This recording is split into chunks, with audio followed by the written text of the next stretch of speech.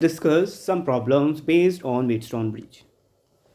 Wheatstone bridge के base पर कुछ प्रॉब्लम्स सॉल्व करते हैं। व्हीटस्टोन ब्रिज, इसके ऊपर अक्सर न्यूमेरिकल्स बनते हैं क्लास 12 के बोर्ड एग्जामिनेशंस में, इसलिए इसको पढ़ना बहुत ज़्यादा ज़रूरी है। व्हीटस्टोन ब्रिज में दो लूप होते हैं, आपने देखा होगा। अगर आप मैं व्हीटस्टोन ड्रॉ करूँ, व्हीटस्टोन ब्रिज ऐसा होता है कुछ, व्हीटस्टोन ब्रिज ठीक बात, ऐसे कुछ होता है। इसमें दो लूप होते हैं, पहला और दूसरा। और कितने रेजिस्टेंस टोटल, 1 2 3 4 5 5 रेजिस्टेंस यहाँ देखेंगे, 1 2 3 4 5 रेजिस्टेंस यहाँ पर भी है। अब मज़ेदार बात ये है, देखो हम अगर इस वाले सर्किट को कुछ इस तरीके से ड्रॉ कर पाएँ जैसे हमारे व्हीटस्टोन ब्रिज है, तो शायद हमारा क्वेश्चन ईजी हो सकता है। तो सबसे पहला काम, अगर ऐसा कोई लूप दिख जाए जिसमें दो लूप हो, ऐसा सर्किट जिसमें दो लूप हो और लगभग कितने रेजिस्टेंस हो, 5 रेजिस्टेंस हो, तो आप उसको किस चीज़ में कन्वर्ट करोगे, व्हीटस्टोन ब्रिज में कन्वर्ट करोगे।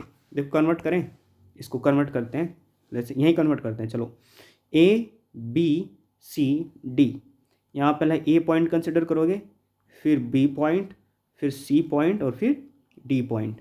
ए और बी के बीच में कितना रेजिस्टेंस है, 20 ओम, सॉरी 10 ओम। बी से डी के बीच में कितना रेजिस्टेंस है, 20 ओम। और थोड़ा डी से सी के बीच में देखो कितना रेजिस्टेंस है, डी से सी के बीच में है 40 ओम का रेजिस्टेंस। और ए से सी के बीच में कितना रेजिस्टेंस है, 20 ओम। ये नहीं रहा 20 ओम, जल्दी बताओ, ये हो गया 20 ओम का रेजिस्टेंस। अब मज़ेदार बात यह है कि बी और सी के बीच का भी रेजिस्टेंस है, ये हो गया हमारा बी और सी का रेजिस्टेंस हो गया 5 ओम। अब हमको ये बताना है कि सर्किट में से कितनी करंट पास हो रही है, समझ रहे हो। तो इस सर्किट को पहले व्हीटस्टोन ब्रिज की हेल्प से सॉल्व करेंगे। अगर ये सर्किट बैलेंस हुआ, तो हम क्या बोलेंगे कि बी और सी वाली ब्रांच में से करंट फ्लो नहीं हो रही, तो फिर इसको हम इजीली पैरेलल और सीरीज कॉम्बिनेशन मान के सॉल्व कर देंगे। तो व्हीटस्टोन ब्रिज की कंडीशन क्या होती है, कंडीशन फॉर व्हीटस्टोन ब्रिज क्या कंडीशन होती है। उससे पहले इसको बैटरी से कनेक्ट कर दो ना। ये क्या बैटरी है, 6 वोल्ट की बैटरी है, 6 वोल्ट की बैटरी, ये ठीक है।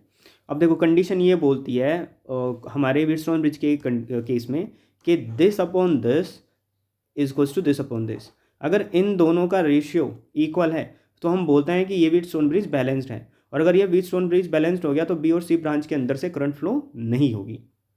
Did you got that. तो क्या काम करेंगे, लेट्स से ये है पी रेजिस्टेंस, ये है पी, यहाँ पर है हमारा क्यू, यहाँ पर है हमारा आर और यहाँ पर है हमारा एस। तो व्हीटस्टोन ब्रिज की बैलेंस कंडीशन क्या होती है कि पी अपॉन क्यू का रेशियो आर अपॉन एस के रेशियो के इक्वल होना चाहिए। तो पी रेजिस्टेंस पर कितना है 10, क्यू कितना रेजिस्टेंस है 20, is equals to R resistance कितना है 20 और एस रेजिस्टेंस कितना है 40। तो ये 1/2 1/2 1/2 1/2 के इक्वल हो गया। तो हम बोलेंगे ये व्हीटस्टोन ब्रिज बैलेंस्ड ब्रिज है। कैसा ब्रिज है ये, it is a balanced Wheatstone bridge. अगर ये बैलेंस व्हीटस्टोन ब्रिज है तो आपको पता होगा कि बी और सी में से कोई करंट फ्लो नहीं होगी, तो इस रेजिस्टेंस का होना या ना होना एक जैसा है। अब देखो ये डायग्राम कुछ कुछ इस तरीके से दिखाई देगा आपको। ये डायग्राम कुछ इस तरीके से दिखाई देगा, यहाँ ड्रॉ करते हैं। देखो अभी बात करते हैं इसकी एक सेकंड में कि देखो ये वाला रेजिस्टेंस में से करंट फ्लो नहीं हो रहा, तो इसका ना होना या होना एक जैसे ही है।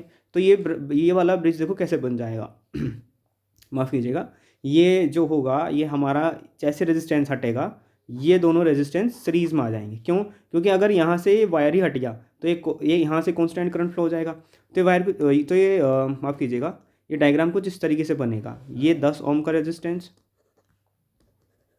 ये हमारा 20 ओम का रेजिस्टेंस, ये ए पॉइंट है यहाँ पर और ये यहाँ पर डी पॉइंट है, और बीच में क्या है इसके 20 ओम का रेजिस्टेंस और 40 ओम का रेजिस्टेंस। और ये किस चीज़ से कनेक्टेड है, 6 वोल्ट की बैटरी से कनेक्ट है। अब आपको क्या कैलकुलेट करना है, अब आपको इस सर्किट के अंदर से फ्लो हो रहा टोटल करंट कैलकुलेट करना है। ये दोनों सीरीज में है, लेट्स से ये आर हो गया, लेट्स से ये आर रेजिस्टेंस, ये एस, ये टी ये यू। हम क्या लिखेंगे, आर और एस कैसे कॉम्बिनेशन में है, सीरीज कॉम्बिनेशन में है। सिमिलरली हमारा टी और यू कैसे कॉम्बिनेशन में है, सीरीज कॉम्बिनेशन में है। तो इनका नेट इफेक्टिव रेजिस्टेंस कैसे बनेगा, लेट से इन दोनों का जो आर इक्विवेलेंट आया है, इसको आप अपर लिख दो, आर इक्विवेलेंट अपर, यानी जो अपर वाले केस का वो है हमारा आर इक्विवेलेंट है, वो कितना आएगा 10 ओम प्लस 20 ओम बराबर 30 ओम। और लोअर केस का आर इक्विवेलेंट कितना आएगा, कितना है 20 प्लस 40, 20 प्लस के 40, 60 ओम आएगा। अब मज़ेदार बात यह है कि अब जो ये वाला जो सर्किट है कुछ इस तरीके दिखाई देगा आपको। ये बैटरी से कनेक्टेड है, बैटरी कैसी है 6 वोल्ट की बैटरी। यहाँ पर कितना इक्विवेलेंट आया 30 ओम, और यहाँ पर कितना इक्विवेलेंट आया 60 ओम।